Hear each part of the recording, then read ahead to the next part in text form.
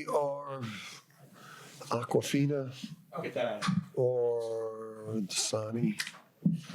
Let you know. I guess we're not Aquafina. What are you waiting for? Oh, Bobby? Okay. Yeah, happy with some things. First of all, it's,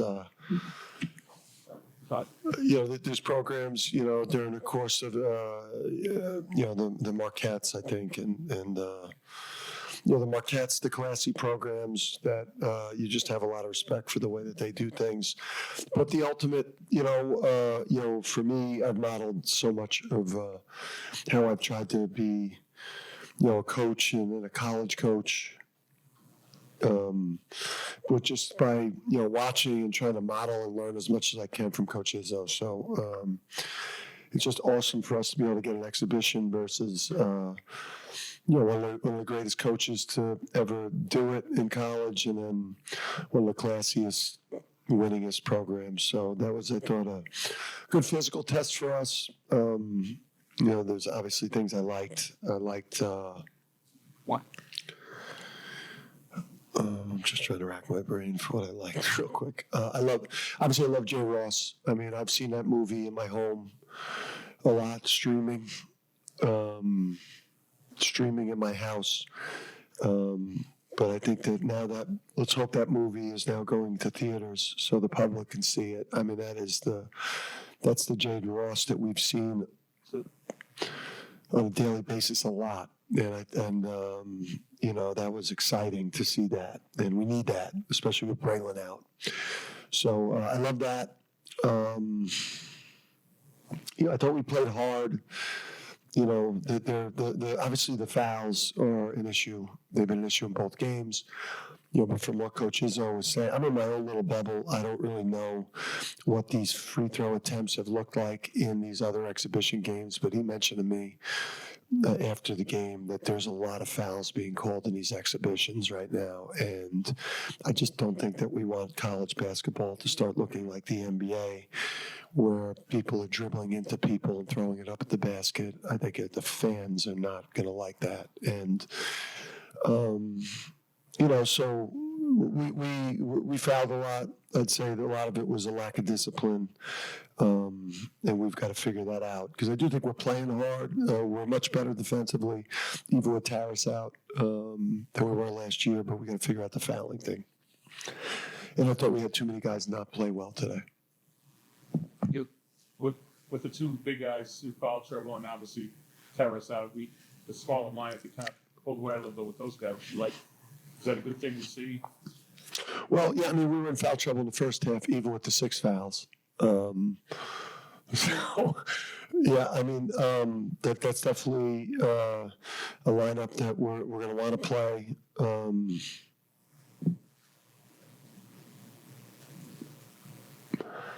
We got to stop fouling. I mean, I would say probably 10 or 12 of them were just like lack of discipline fouls. I mean, and that's just, I'm doing a bad job, and I've got to coach better technique and discipline. And, we practice real hard, but then when you get to the game, we got to clean some things up. Maybe I got to start calling more fouls in practice. So.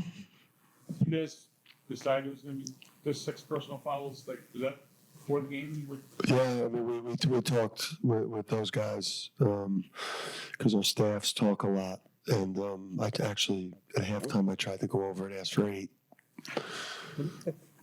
Coach said, so he didn't want to do that. Yeah, when do you make of what you see from a team in October? It's USDA's the vacuum situation. Tom was in here saying you can't overreact to Zach anything you see in October in the next exhibition. Yeah, I mean, we could say that, but like fans and media will definitely overreact. That's kind of the only downside of this, because it does give you a chance to get some jitters out. For Silas, it was his first time in a UConn uniform. Obviously made a couple threes early, but overall, I didn't love what we got. I think we're going to get great play from point guard, and I think it'll get better. But yeah, I mean, I thought for me, what I've gotten out of it was what I already knew was that obviously when Tyrus gets back, that's going to make a huge difference. You know, he's a huge factor on offense. I mean, he's gonna be a focal point offensively in a way that Adama was. And then, he's also, one of the best returning defensive players in the country, like a top 5 defensive rated player when he's not fouling. So he's going to make a huge difference. I think we've got, a team that when we're healthy, and as we develop throughout the year, that we could be a championship caliber team. We've got depth. The wings, again, like Jaden Ross, if he gives us something like that, when we've got this whole operation together, player-wise, got to get more out of Jay Stu. Jay Stu, we need him to take advantage of his minutes and to make that, that jump we need him to make as a junior. Coach, you mentioned that you try to learn as much as you can from Tom. And so, what do you admire most about Jess after all of these successes? Yeah, I mean, your grandfather, the coach that when you grow up in North Jersey and you play for your father and you grow up as a basketball guy in North Jersey, that there's an edginess to, there's a confidence, there's a fire to how you coach and how demanding you are with your players and the standards you set, and you really, you change the lives of young men by making them tougher, by holding them accountable, and preparing them for how challenging life's going to be. And then, the way his team, so Coach Izzo has changed young men's lives by making them into fully grown men that are ready to handle the challenges of the world. Plus his teams, they play unselfish, they play physical, they defend, they share the ball. He gets the most out of his personnel. After you play his teams, everyone in your team immediately is in the ice tub, because of the physicality and just, the guy he's not a cheater, he's not a fake, he doesn't have like a fake persona with the media. Like who you think he is exactly who you see on TV, and there's a lot of phonies out there, and he's not one of them. And so I've stolen his tactics, I've stolen his culture, I've stolen the way he leads. He's one of the best coaches to ever do it. Dan Terrace lined up today to like he's closer to winning clinch play. Yeah, I mean it's one of those things where it's we've been here before where he got back into practice and then kind of tweaked something and it set us back another 2 weeks. So. Yeah, I mean, you leave it in the hands of the medical people that, and we really can't afford another setback where, that we start another process of 2 or 3 weeks more or longer. But he seems to be progressing back to the point where, he's got the potential, to be back out there for the next one or the one after that, hopefully. Cool. Brandon gives you that deep balls, correct? You don't have that. How do you adjust without that?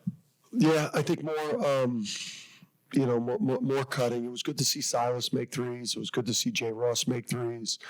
Solo, I thought him and Alex, those deep threes they took to start the game were stupid for such veteran players. Like, you just don't want your first three of a game to be like, I don't even want to look at it on film. It felt like 28-footers. It's like you don't want your first three of a game to be that deep of a three. So, I would say that we got to we have an offensive system that, that we've got to tweak a little bit to play into the strengths of Jalen a little bit more, Jaden a little bit more, do less things to create three-point looks, more things to get people downhill, either in the mid-post with Jalen where he could go make a play or get Silas or these guards downhill. They also don't have to use a lot of these off-ball screens to shoot threes.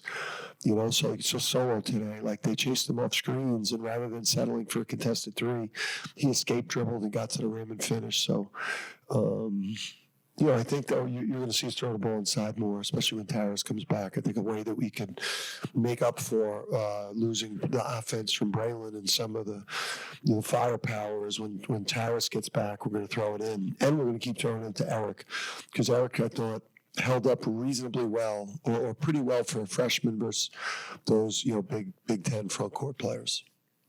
Yeah, but the Solo to get 18 on the night when he'll be disappointed. Where's he at in terms of how you want him to be able to get downhill and finish around the rim?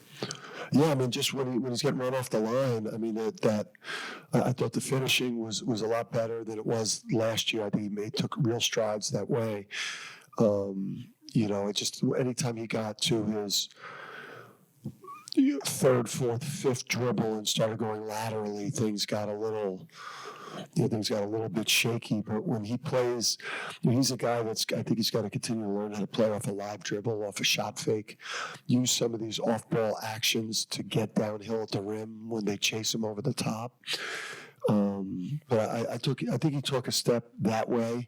I just think he took, he shot 1 for 7 from three. I thought he took like 3 bad threes that he could have like ripped it or shot fake it or straight line drove it.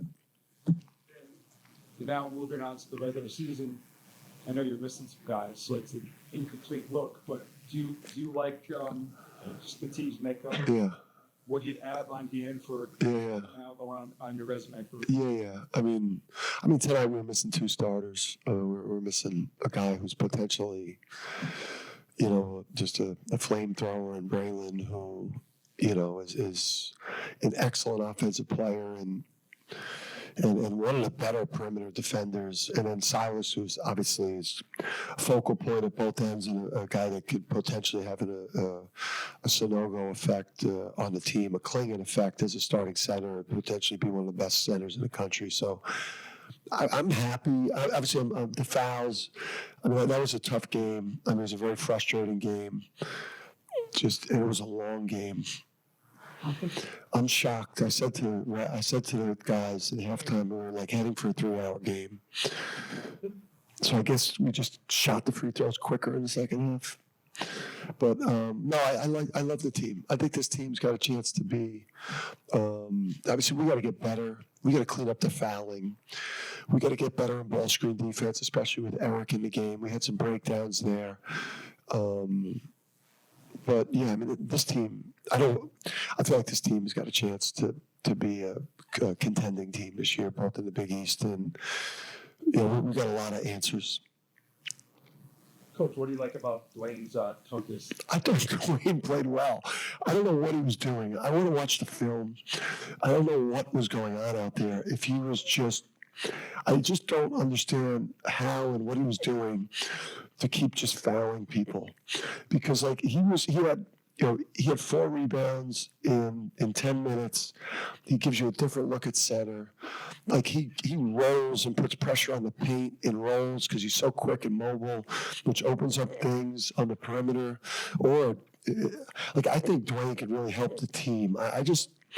He was a battering ram today, or what? I don't know what. I got to see the fouls. I don't know what the hell he was doing. But I love that guy. I think that guy's really going to help this team win games. Yeah, he talked. So there was a lack of your aggressiveness of defense. Obviously, it was that today. That's one way of saying it. The dumb fouls and things start cutting down on that. See, I thought a lot of our fouls were like trying to make a play on the ball, whereas last year's fouls we were victim. Like we were just getting driven on our heels and just kind of flailing at the ball, where I thought we were making like assertive mistakes, aggression mistakes, maybe trying to make too many plays on the ball, like being into the ball with too much physicality. You would much prefer to be in that situation and now try to like reel these guys back in with the aggression than the situation that we were in last year where we literally just watched teams reverse the ball and drive the ball at will without any resistance. So we're putting up a great deal of resistance. Right now, we've just got to be able to apply that resistance without the lack of discipline fouls and obviously adhere to these new rules where we're potentially becoming the NBA where it's like the guys are now dribbling into a defender that's guarding the ball, throwing their head back, throwing the ball up the basket. I just don't know if the college fans are going to love those foul calls this year. We can, we'll see how that goes. Anything else? Yeah, let's end on that. All right, guys. Coach, let's finish to move it.